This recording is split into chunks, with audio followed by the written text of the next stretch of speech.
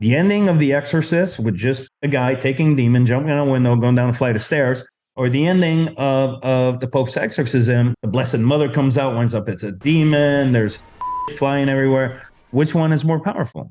Oh, Pope's Exorcist, without a doubt. My faith does not require defense. It's insane, right? Art the Clown. I'm something different. Hello, friends, and welcome back to another Modern Horror Movie Talk. I'm your host, Tyler Nichols, and look who we've got as a guest, Mr. John Fallon himself. John, I'm so pumped for you to be here. How are you doing? I'm good, man. I'm good. Thank you for having me. It feels surreal to speak to somebody else than Lance, to be honest.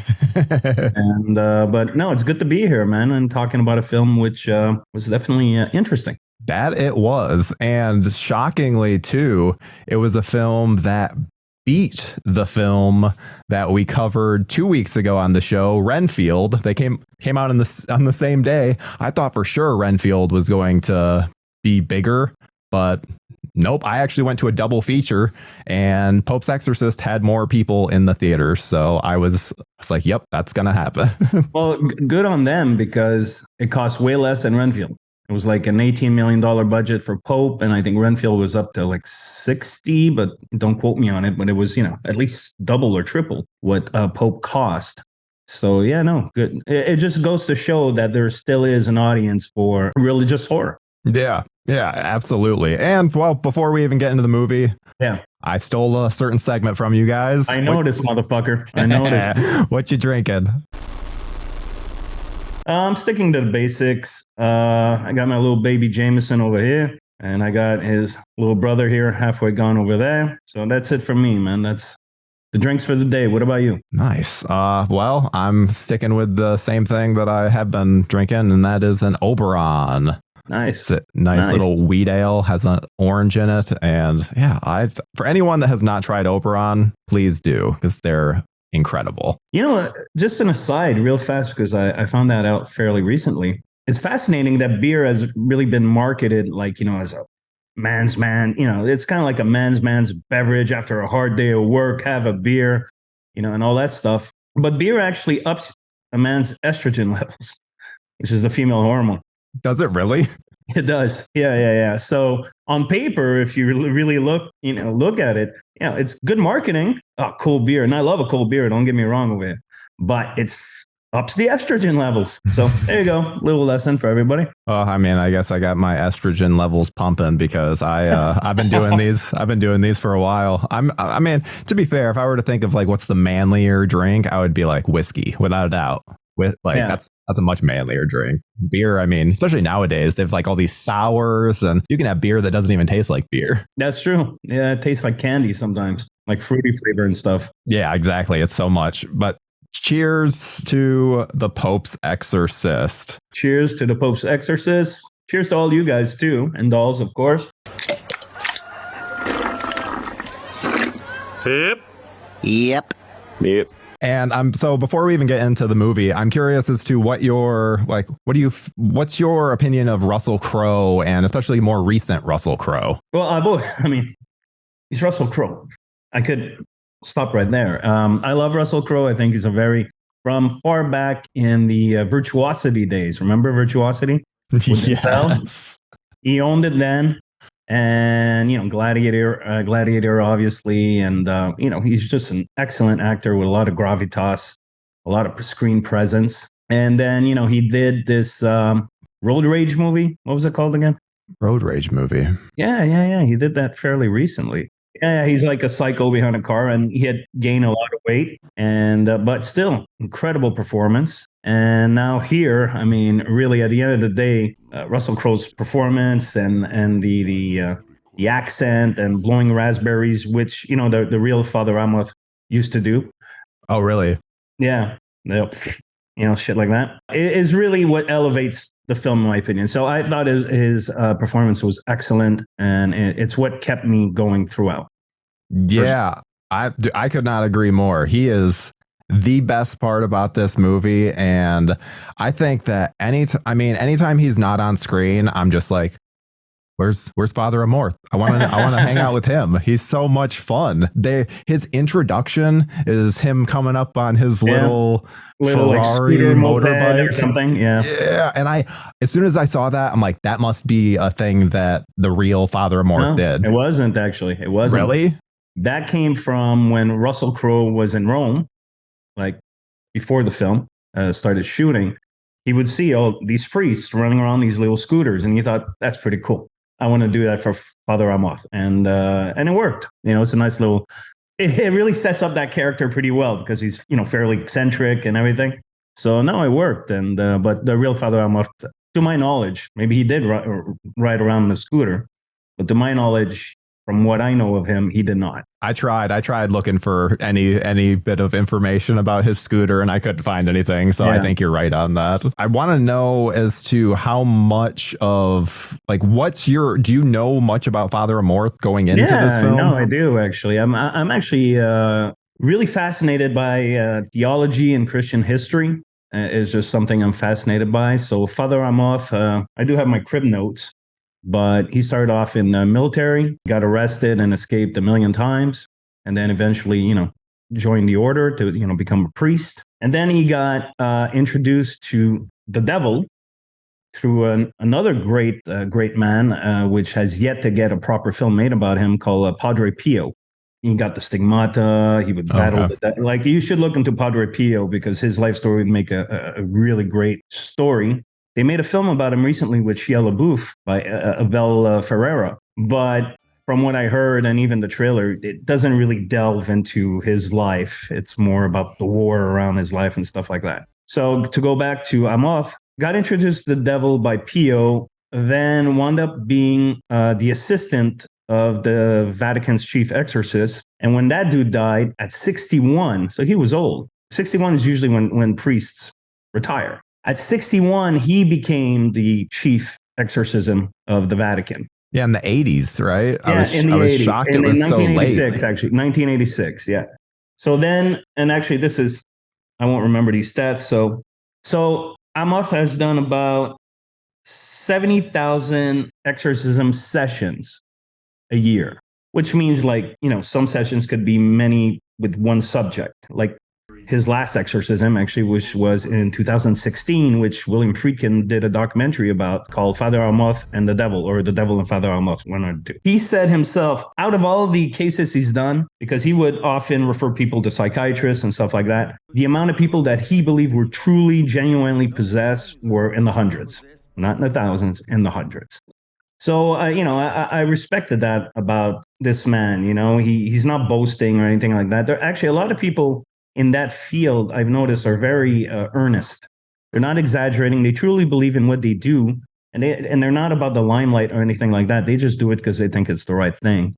So there you have it. Yeah, I guess I did not know nearly as much information. Most of the information I got was just trying to look up stuff after the fact about this, where I'm like, wait, is this real? Is that real? And he's one of those figures that I genuinely didn't realize until this movie of how, I don't know, big he was. Yeah, prominent he was. Well, he wrote many, as per the film, nice little quirk in the film, he wrote many books, and I haven't seen the documentary yet, but basically, Father Amorth was a fan of The Exorcist, even though he thought it was very exaggerated. It's like heads don't spin, there's vomit, but doesn't, projectile. Through that, he became friendly with William Friedkin. And in 2016, I think it was his 9th session with this young woman, he invited Friedkin. He says, you want to come and see a real exorcist and film it? And Friedkin went, filmed it, and he didn't know what the fuck to do with that. He's like, he got this shit. So around that, he built a documentary, which was released in 2016, which is when Father Amorth died. And unfortunately, Father Amorth died before being able to deliver that girl, Oh, I didn't realize that. Yeah. So there you have it. Little history lesson. I didn't realize he had written so many books, and I like that too. There's like a little through line with the books. Yeah. And that aspect, I liked how much they they dove into the exorcism past that he has, because they even mentioned that they didn't give an exact number, but they had said all of his trips for exorcisms, only 90 or 98% of them were just mental illness. Yeah. So I thought that was really interesting, because it's like, okay, it just kind of shows that, yeah, he's probably very skeptical when walking into any situation. It kind of gives a little more credence later on when he actually meets the demon. The family in this film, and that demon, where it seems to, I don't know, have just a little more of an impact, because he seems to take it seriously right from the jump, just right when he sees how. Well, the second you vomit a dead bird, I don't know. Maybe you buy. Which I love that that's one thing that I really enjoyed, is that, because it's like, what the fuck is this dead bird? And they bring it back in a fun way, where I'm like, oh yeah, that's why he was so fucked up over it. Which I'm not going to say now. We'll get into, well, I'm trying to think, how much do people really care about spoilers for this movie? Well, we'll say spoilers, and they'll walk away and come back after they see the movie. Brief non-spoiler stuff, and then get into more spoiler-filled details for those of you that, because I know people really appreciate the non-spoiler segment. That way they can make an opinion for themselves if they want to check out the movie. So we will still stick with a non-spoiler section, but there's a lot of spoilers that I want to talk about with this movie. Follow Gabriel Amorth, the Vatican's leading exorcist, as he investigates the possession of a child and uncovers a conspiracy the Vatican has tried to keep secret. What did you think about the family? There were a family. that's pretty much it. I mean, there was not much development. Like, you look at a movie like The Exorcist and Reagan and her mother and their relationship and everything, it's beefed up before, shit starts to go down. Mm-hmm. But in today's day and age of low attention span, it is just me assuming. Doesn't mean I'm right, by the way, but it's me assuming. No time for that. So it's very bing, bang, bing, all the best love and kisses. It's that kind of movie. It goes through its plot point after plot point fairly quickly, which is fun because it's engaging and it's a good pace. Yeah, there's not much fat. Yeah, there's hardly any fat. Yeah. And that's a problem. Sometimes a little bit of fat is good. So the family is, you have the mother and you have the kid, who was excellent, by the way, the possessed kid. Yes. Really phenomenal. Good.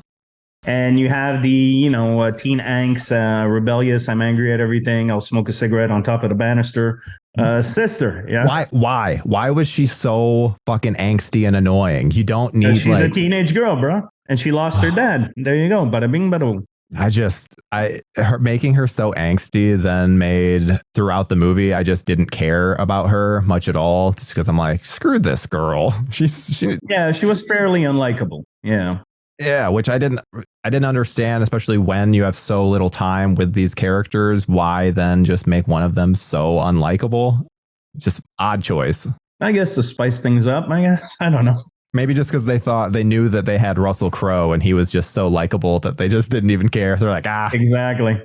Although I like the fact when, actually no spoilers, so never mind.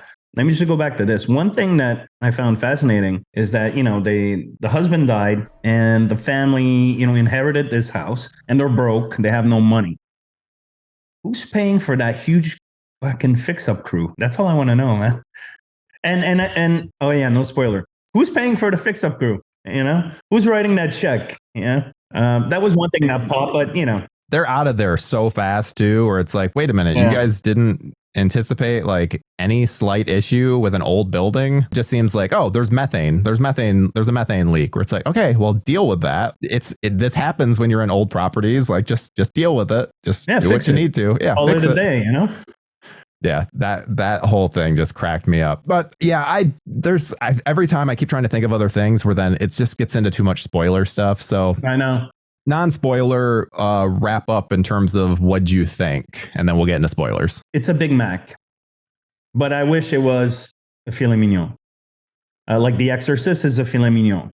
It kind of frustrates me a little bit when you have a figure like Father Amorth, whose real life is incredibly fascinating and compelling.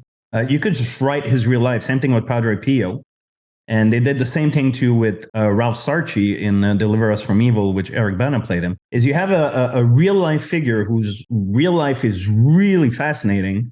So they just take the figure and dump him into a fictional plot with very little having to do with his real life. And in the case of the Pope's exorcism, even though I was engaged, I had a great time.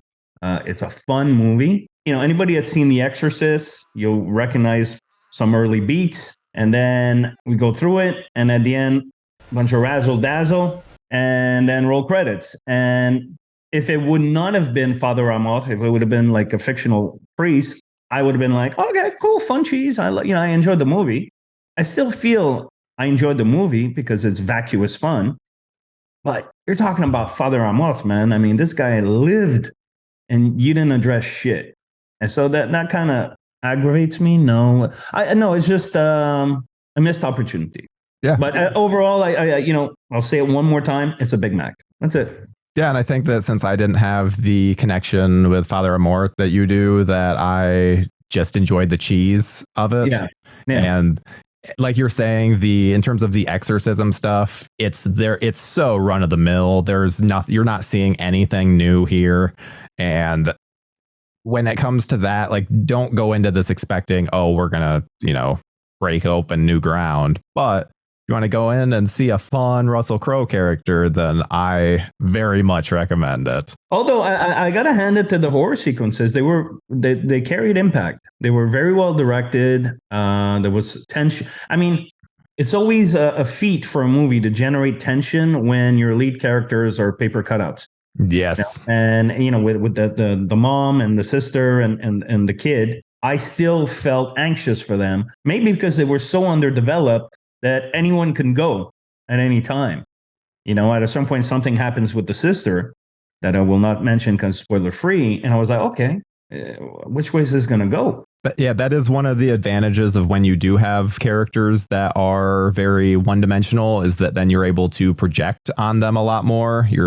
So then you can essentially like latch onto them by giving them traits that aren't even there, just because like, oh, hey, this girl looks like someone I had a crush on in high school, stuff like that.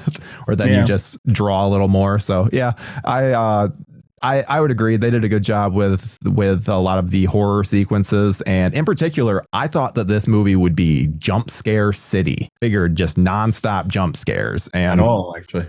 At all. Yeah. No, I couldn't think of much of anything. There might have been like one moment that I can't even think of one. A lot of people being thrown around and levitating and stuff like that. I just thought this credit to Julius Avery, the director, who also directed that WW2 zombie movie Overlord. Oh, okay.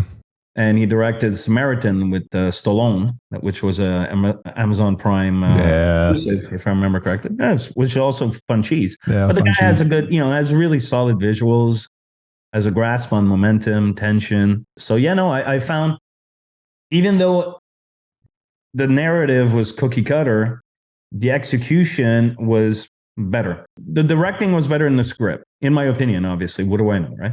But that's what I thought. So it really elevated. And of course, again, Russell Crowe. Replace Russell Crowe in the role with, I don't know, anybody. It wouldn't have worked. I don't know. It wouldn't work as well. Definitely not. You need someone just as crazy. You would need someone like John Travolta, like someone that's just as nuts. I don't see it. Maybe. I don't know. No, I don't see it. I'm just going for the ham. I'm just going for the ham and the cheese. Yeah. I got my notes right here, so that's what I'm looking down at. The Cardinals, I really enjoyed especially the visuals whenever they were at the Vatican. Thought all of that looked so nice. But that snooty Cardinal, I just wanted to fucking punch in the face. Me too. Yeah. I think that was the point. Yeah. And he's just like so slimy that then I immediately made a note of like, I hope that this guy pops up in more stuff as that like just that snooty guy. And there's an awesome line. It's, if evil does not exist, what then is the role of the church? Mm-hmm. Like there's really, as much as I would agree that the script isn't great, there are like cool lines like that. Big time. There was actually one line that made me reflect upon my own life, so that says a lot, It had something to do with, and I don't remember it verbatim, something to do with the devil sees your guilt whatever you're guilty about, and then he gets in there to fuck you up. And that's really paraphrasing. I wish I had the eloquent line, but I do not have it offhand. But no, it had some great dialogue, actually. The narrative structure is deja vu and fairly by the numbers, but the dialogue was really good, and it did have some really good lines. It's funny because I looked at one of the other lines that I wrote down is "Baby's hungry, you fat cow." Yeah. Because I love one aspect. I really like just demon stories, and like exorcism tales, so The Conjuring, The Exorcist, things like that. And so I always love when a demon is just filthy and sexual. It's the same thing within The Exorcist, where Regan, with the crucifix and then shoves her mom's head in her crotch. Like, I think that kind of demented stuff just kind of works really well to show how fucked up a demon is. I agree. For me, The Exorcist, the one that always struck me was Paris, your mother sucks cocks in hell. And I'm like, okay, that's a nice image. Thanks for sharing, bro. How much that demon Pazuzu fucks with. Which is a real demon, by the way, in real life. Oh, is it? I assumed that they had taken it from something in real life. Do we know? Is this the? Did I write this down? The demon in this one. Oh, I don't think I wrote the name. Do you remember what the demon of this one is? No, I don't. But if I remember correctly, it was inspired by a real one. If I remember correctly, something with an A. I can't. Yeah, I like the name. There was one of the demons that they showed in a book was like Lucifero. I'm like Lucifer. Like, yeah. I'm glad it wasn't like that name, because yes, I'm sure that one's real, but like, I just need a little more like, I don't know, meat to it than like, I don't need like Satano, like stuff like that. Like a pimp demon, I've always enjoyed that one of the main things with an exorcist is that you need to know the demon's name that like gives you power over them. Yeah. So I like that they brought that into this, because I was a little worried that they were going to, I don't know, try and circumvent some of the rules just to try and like be 2023. Yeah. Well, they hit the basics. They hit the basic things, actually. Knowing the demon's name, and obviously praying in Latin is more powerful. If you invoke the name of Christ or the Blessed Mother, demons hate that shit. So they went. Have you ever seen? I don't want to deviate too much, guys and dolls, but.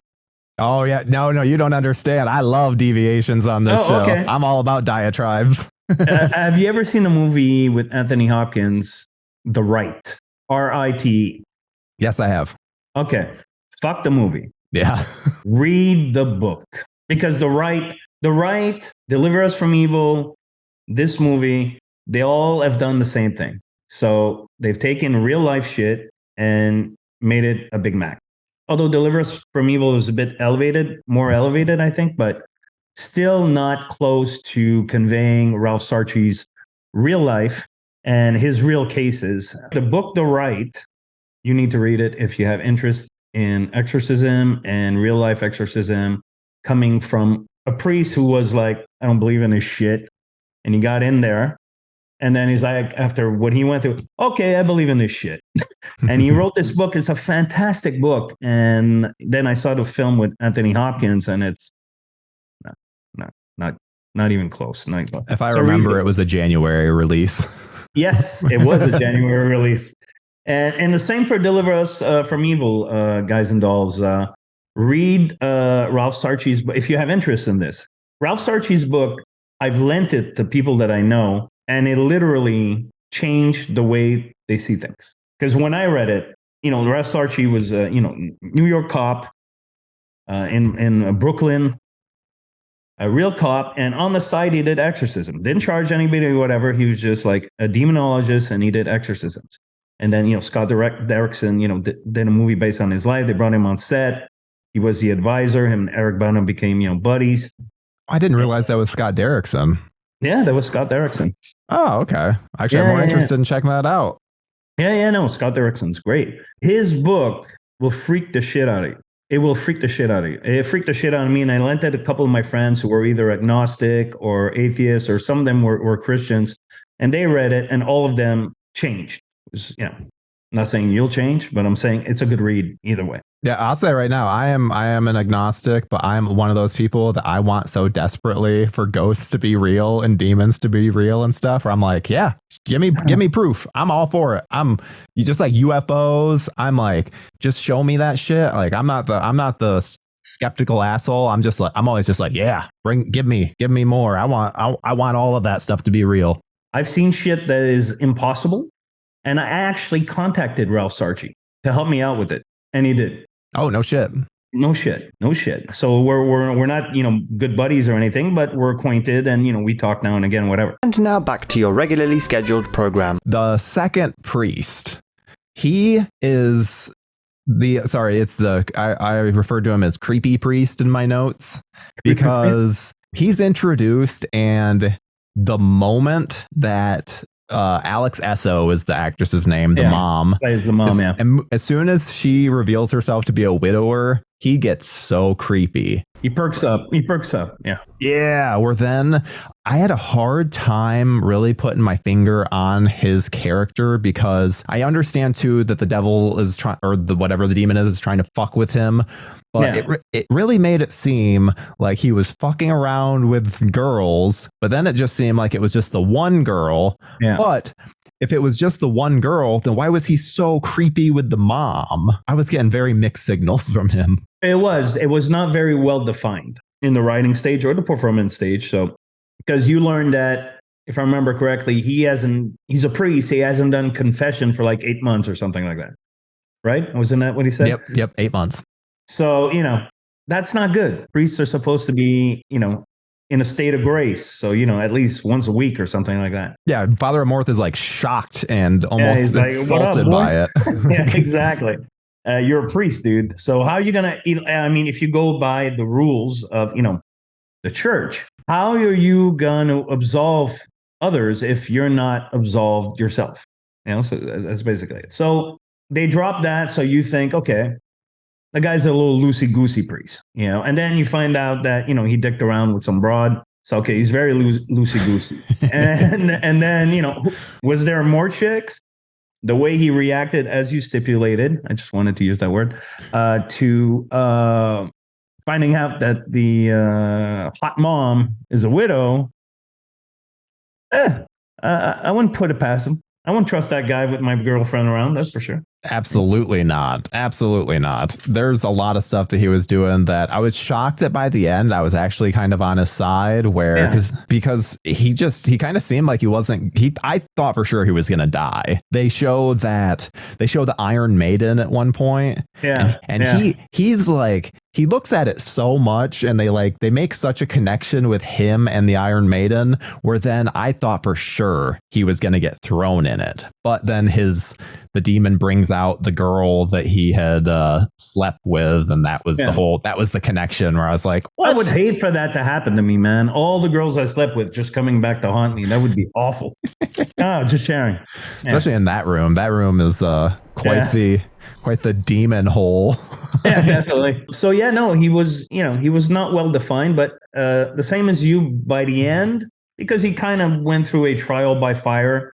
So he was a flawed priest who probably, because I don't remember if they even alluded to it or not, but who probably didn't really believe in the devil or exorcism, because in the real Vatican, there are factions of priests that believe in this stuff, and there are factions of priests that don't. That's just how it is, And then sometimes in the real Vatican, there was internal conflicts.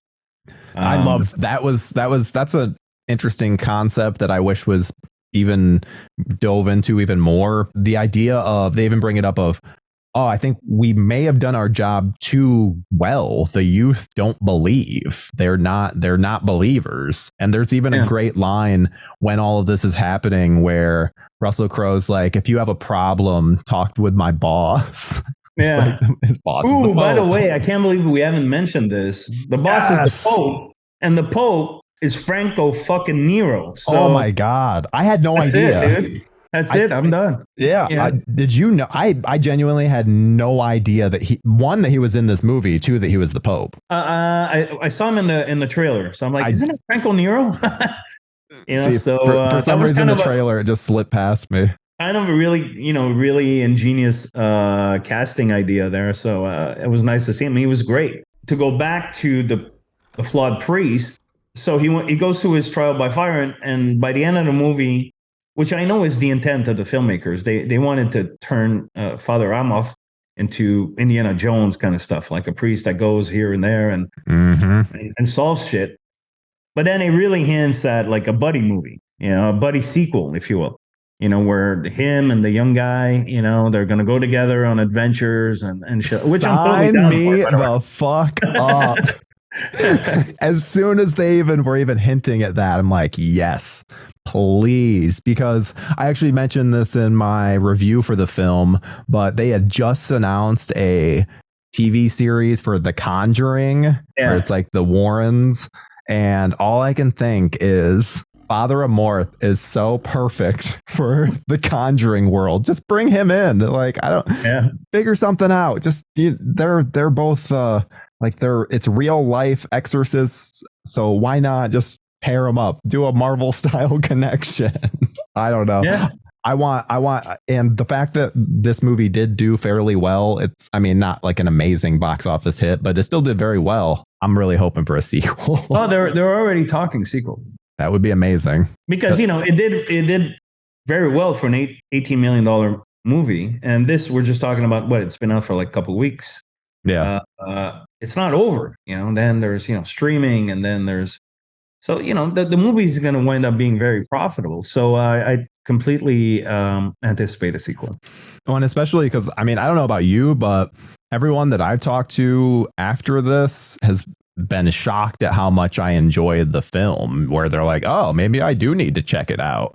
So I think that is going to result in more people being like, okay. Yeah, word of mouth. Definitely. Word of mouth is massive, especially for a horror movie. And again, I saw both this and Renfield on the same night.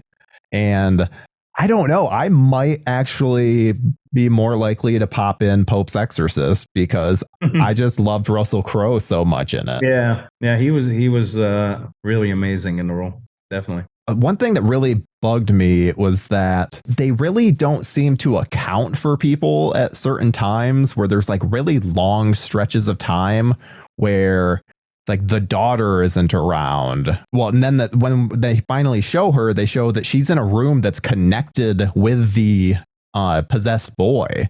So it's like, wait a minute. There's no fucking there. Yeah, there's no fucking way she was just like soundly sleeping. So then there was some editing issues in terms of we spent the geography. And we spent way too long away from certain characters to the point where I'm like, wait, what? Oh, okay. So the mom and daughter are still here. Because at one point, Father Amorth tells them, or it might have been the other priest that tells them to get to the chapel. And I didn't realize they meant the chapel on the property. I thought they meant like, get the fuck out of here and go to a church. Like, because that would be the smart thing. They went to the chapel on the property. Get to the chapel now. Sorry, I had to. There's so many silly things like that where I'm like, why? And I get to, it's a movie. They need to keep all these characters here, but like, just give me a line of the daughter being like, no, we're not leaving so-and-so, or the mom being like, no, we can't. What if something happens? I just needed something, because otherwise it was just like, why are you guys still here? Now, it didn't bother me as much as you, maybe because I was just engaged and I was going with it. Just going with it. And I was so entertained that a lot of its flaws kind of went over my head until the last act, because the last act is an ideal example of filet mignon versus McDonald's. In the original Exorcist, Father Karras basically, gets possessed by the demon. So same thing that happens in the Russell Crowe with Russell Crowe in the film, and then gets possessed and jumps out the fucking window, rolls down the stair, cracks his neck, quote unquote, because he comes back in part 3. Yeah. But for part 1, cracks his neck. That's it. We're done, and it's a very powerful and dramatic moment that carries a lot of impact. So now we go to the Pope's Exorcist, same ploy. The demon eventually winds up in the Russell Crowe character. And then we go to the Russell Crowe character sitting on a throne, and then and then CGI, and I'm like, it's not carrying weight. It's not carrying any weight. What was you've seen The Exorcist, obviously, Yes. right? Okay, what's more powerful to you? The ending of The Exorcist with just a guy taking demon, jumping out a window, going down a flight of stairs, or the ending of the Pope's exorcism where he's on the throne, the Blessed Mother comes out, winds up it's a demon, there's fucking shit flying everywhere. Which one is more powerful? Oh, Pope's Exorcist, without a doubt. My point being, often enough, less is more. Less is more. And I was hoping that Pope's exorcism wouldn't do what I call the Big Mac mistake, really, is we're going to go by the numbers, and at the end, we're just going to, if it was an action movie, we're just going to blow everything up. And in this particular case, we're just going to toss CGI here and there and make it really big. Let's make it big. And then the whole place will crumble. Of course it will. Why wouldn't it, right? And for me, that's less intimate and less, it grabs me less. It's spectacle, but it doesn't get me here. And this is the kind of movie it's supposed to get me here, in my opinion. I think that one of the important things about an Exorcist film, and one of the reasons that I enjoy them so much, is that throughout the story, they're setting up these rules and they're setting up these parameters for that you can put the demon into in terms of what powers they have.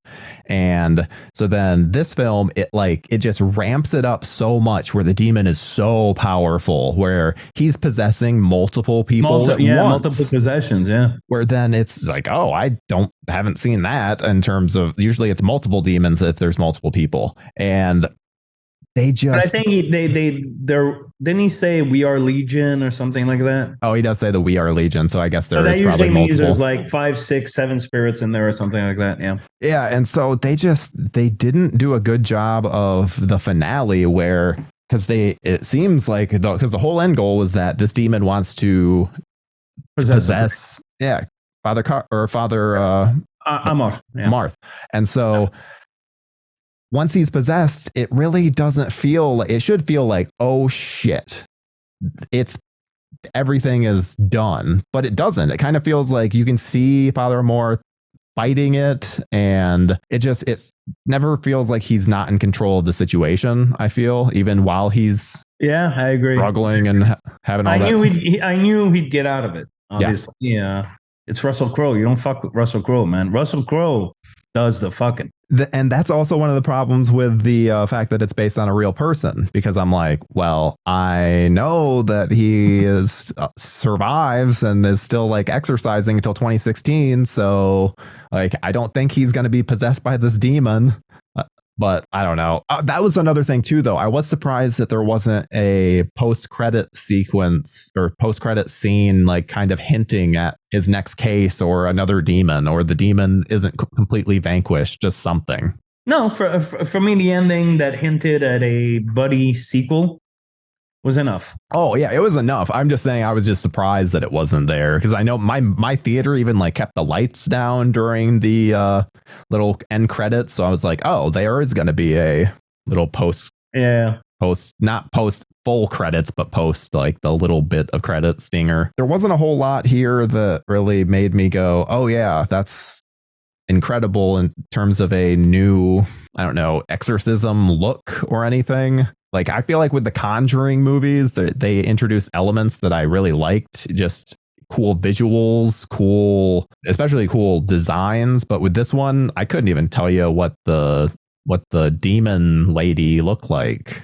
It was a lady when they showed her finally, because it was Father Amorth's.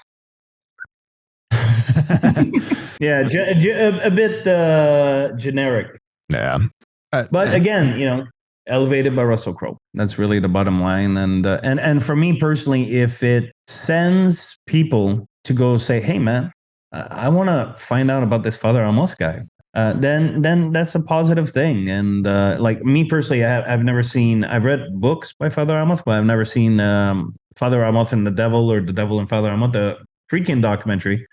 And my chick, after watching the movie, she was like, fuck, we got to watch the documentary. I'm like, yeah, okay, cool. We're going to watch it. So if it sends people to that, for me, that's a positive thing. There are times in the theater where I'm like, Oh yeah, just like a loud exorcism where it's like screaming and just loud wind and noises, and where I'm like, yeah, this is what I like about exorcism movies, and this is what I love about the theatrical experience, because I can't do this in my living room because fucking neighbors will think that somebody's dying next door. Yeah. So there's moments like that where I'm like, thank God for Pope's Exorcist. There you go. Actually, one last thing I want to say personally, because I didn't mention it. There was one really inventive plot point. The Inquisition, which is one of the darkest moments in Christian history, actually went down because the Inquisitor was possessed by the devil. I thought that was very ingenious. Yeah, I thought that was creative. Yeah, so I had to mention it. I totally forgot about that. But yeah, you're right. They even gave a date to it where then they're like, all the evil after this date is because of this demon. Yeah. I really enjoyed that. It kind of gives a little bit more flavor to the film, especially because there's a lot of, like you already said, that's like very Big Mac. Yeah. Which I like the Big Mac, the sauce, the pickle, But what would you, out of 10, what would you rate this film? On paper, it's probably 6, but in terms of how much I enjoyed myself, it's a 7. So I'd go 7. Yeah, 7. I'm pretty much the exact same. In terms of like actual review, it would be a 6, but in terms of like enjoyment level, Russell Crowe brings it up to a 7. He's so much fun. And if I ever have to interview Russell Crowe, it's going to be me telling him how much I love his Father Amorth. That's how much I enjoyed his role in this, because I remember the first episode of Modern Horror Movie Talk did a trailer reaction for Pope's Exorcist. I remember just being like, oh my God, this movie looks absurd. And his accent, because he doesn't speak that much in it, but because we hadn't really touched on the accent. And I think that when you see it in the little brief moments in the trailer, it comes across, you're like, whoa. But in the movie, it's perfect. He's great. I bought it in the trailer and I bought it in the movie. The accent never bothered me. I'm sure if I go and nitpick, he slipped here or whatever. Mm-hmm. But for me, in the trailer it worked, and in the movie it worked. I love the accent. That's one thing I want to know too. Is I want to know, hey, if any of our viewers speak Italian, please let me know how his Italian is, because he so seamlessly switches between English and Italian in this, where I'm like, okay. I want to know if it's just because I'm a dumb American with a terrible ear, or if he actually sounds good doing this. Because it's just like you in French, where it's like you can tell when someone is clearly not able to speak French, but it's like I hear French then, and if it's like somewhat right, then it's passable for me. Well, I've seen a lot of American movies where people speak French, and it's like whoever was the language person on set like really missed the mark. It doesn't make any fucking sense. So same thing here. I mean, the Italian sounded Italian, but maybe he was saying, I think actually in Rocky IV with the Drago character, there was a Russian dude at some point that I knew. He translated all the Russian lines that Dolph Lundgren says, and it made no sense in terms of the context of the scene. I'm here on my rowboat or some shit. So when Russell Crowe speaks Italian in the Pope's Exorcist, what's he saying? I don't know, but our Italian viewers would know. So let us know. Based on the fact that you said that that he was in Italy beforehand, it makes me think that he's probably at least somewhat competent in Italian, because I know that I'm fairly certain he speaks multiple languages. So it would not shock me that he can pick up on Italian, because it is a Latin-based language. So once you know one Latin-based language, I know it's supposed to be a lot easier to then transfer that knowledge onto others. And I know especially Italian, I think Italian has connections with French, I want to say. I can't remember. Italian, Spanish, Portuguese, and French, they're all kind of like under the same umbrella. Wrapping this up on Pope's Exorcist, any final thoughts? Great score too, actually, by I can't even understand my own handwriting, but he did Jed Purcell. Anyways, he did the score for Samaritan, which, same director. And he also did the score for a movie that should have been great, but it wasn't. Assassin's Creed, which, I love the game. And the director is a fantastic director. His Macbeth is just exquisite. But anyways, he did the score for Assassin's Creed. And I like that movie for some reason.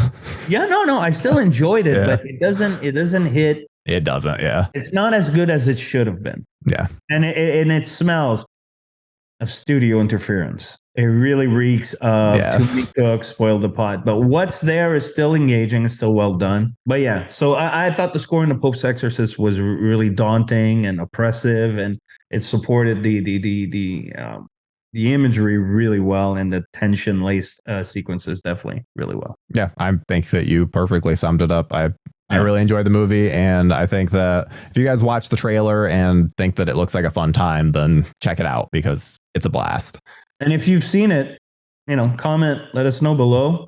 Let us know what you thought. And now I'm suddenly in the mood for a Big Mac. I think that really pretty much covers it. John, is there anything else you want to leave the viewers with? If you like the Pope's Exorcism, see Deliver Us from Evil, which I've already mentioned. Also, another possession movie that kind of went under the radar a bit that's actually fairly solid is called The Possession, which is about a Jewish spirit, a debuk, that possesses a young girl. Very parallel to The Exorcist, but well done with the great Jeffrey Dean Morgan. So when Jeffrey Dean Morgan's in the house, I'm usually in the house as well. Yeah. So definitely check that out. And keep an eye out on Joe Blow Horror Originals, because there will be a video on The Possession soon. Woohoo! There you go. If you're into exorcism movies, you should want to check this out. And if you watch this movie, make sure you comment below and let us know what you thought. And also, if you enjoyed this movie and you want to find more movies like it, watch Exorcist 1, Exorcist 3, Conjuring 1, Conjuring 2, the films John listed. I'm trying to think of what other even possession films that are. I mean, those are the main ones, but make sure you check those out, because those are all phenomenal. And yeah, I think we pretty much covered it. Thank you, John, for joining me on this episode. And got it, Big T. Thank you for having me. We will see you guys in the next one. Take it easy. Peace.